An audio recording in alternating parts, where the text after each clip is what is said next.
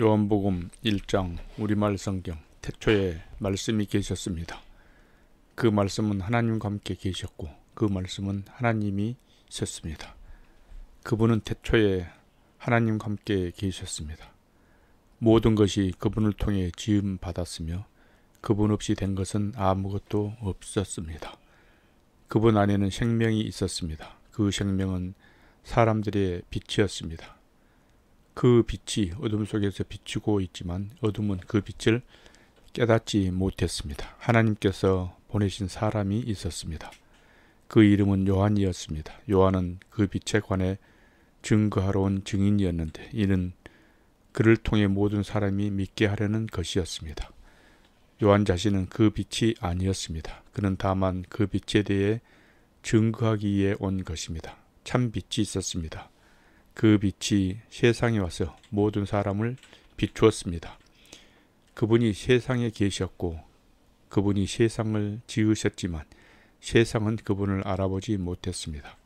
그분이 자기 땅에 오셨지만 그분의 백성들이 그분을 받아들이지 않았습니다. 그러나 그분을 영접한 사람들, 곧 그분의 이름을 믿는 사람들에게는 하나님의 자녀가 될 권세를 주셨습니다.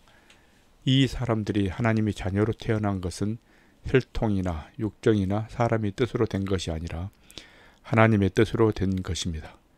그 말씀이 육신이 돼 우리 가운데 계셨기에 우리는 그분의 영광을 보았습니다. 그것은 은혜와 진리가 충만한 아버지의 독생자의 영광이었습니다. 요한은 그분에 대해 증거해 외쳤습니다. 내가 전에 내 뒤에 오시는 그분이 나보다 앞선 것은 나보다 먼저 계셨기 때문이다 라고 말했는데 그분이 바로 이분이시다. 그분의 충만함으로부터 우리 모두는 부은혜 넘치는 은혜를 받았습니다. 율법은 모세를 통해 주셨지만 은혜와 진리는 예수 그리스도를 통해 왔습니다. 지금까지 아무도 하나님을 본 사람이 없었습니다. 그러나 아버지 품에 계시는 독생자께서 하나님을 알려주셨습니다. 예루살렘의 유대 사람들이 제사장들과 레위 지파 사람들을 보내 당신은 누구시오? 라고 요한의 정체를 물었을 때 요한이 한 증거는 이렇습니다. 그는 거절하지 않고 고백했습니다. 나는 그리스도가 아니오. 그들이 물었습니다. 그럼 당신은 누구요? 엘리야요? 요한이 대답했습니다. 아니요. 그러면 그 예언자요? 그가 대답했습니다. 아니요. 그러자 그들이 말했습니다. 그러면 도대체 당신은 누구요? 우리를 보내는 사람들에게 가서 대답할 말을 좀 해주시오. 당신은 자신을 누구라고 생각하오? 요한은 예언자 이사야의 말로 대답했습니다. 나는 주를 위해 길을 곱게 하라고 광야에서 외치는 사람의 소리요. 보냄을 받은 유대 사람들 중에는 바리새파 사람들이 보낸 이들이 있었습니다. 그들이 요한에게 질문했습니다. 당신이 그리스도도 아니고 엘리야도 아니고 그 예언자도 아니라며 어째서 세례를 주시오? 요한이 대답했습니다. 나는 물로 세례를 주지만 여러분 가운데 여러분이 알지 못하는 한 분이 서 계시오. 그분은 내 뒤에 오시는 분인데 나는 그분이 신발끈을 풀 자격도 없소. 이 일은 요한이 세례를 주던 곳 요단강 건너편 베다니에서 있었던 일입니다. 다음날 요한은 예수께서 자기에게 다가오시는 것을 보고 말했습니다. 보시오, 세상 죄를 지고 가시는 하나님의 어린 양이십니다. 내가 전에 내 뒤에 오시는 분이 나보다 앞선 것은 그분이 나보다 먼저 계셨기 때문이다 라고 말했던 분이 바로 이분이십니다. 나도 이분을 알지 못했습니다. 그러나 내가 와서 물로 세례를 주는 까닭은 바로 이분을 이스라엘에게 알리기 위해서입니다. 그리고 요한은 또 이렇게 증언했습니다.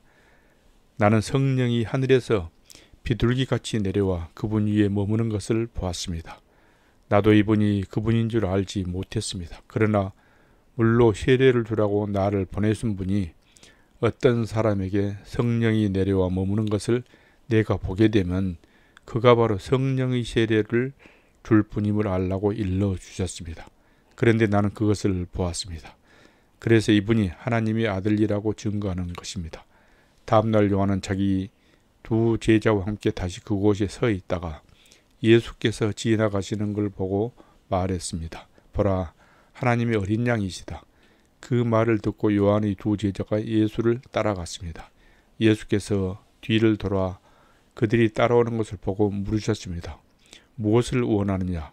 그들이 말했습니다. 랍비여, 어디에 머물고 계십니까? 랍비는 선생이라는 뜻입니다. 예수께서 대답하셨습니다. 와서 보라.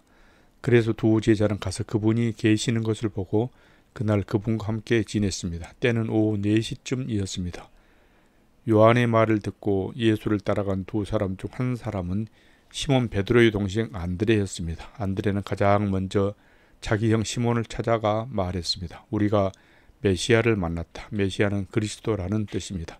그리고 그는 시몬을 예수께 데려왔습니다. 예수께서 시몬을 보고 말씀하셨습니다. 너는 요한의 아들 시몬이구나. 이제 너는 게바라고 불릴 것이다.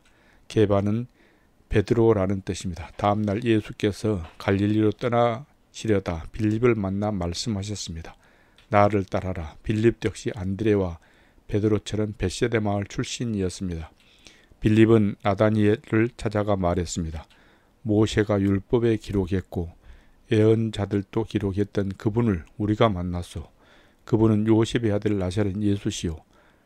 나다니엘이 물었습니다. 나사렛에서 무슨 선한 것이 나오겠는가? 빌립이 말했습니다. 와서 보시오. 예수께서 나다니엘이 다가오는 것을 보시고 그에 관해 말씀하셨습니다. 여기 참 이스라엘 사람이 있다. 이 사람에게는 거짓된 것이 없다. 나다니엘이 물었습니다. 어떻게 저를 아십니까?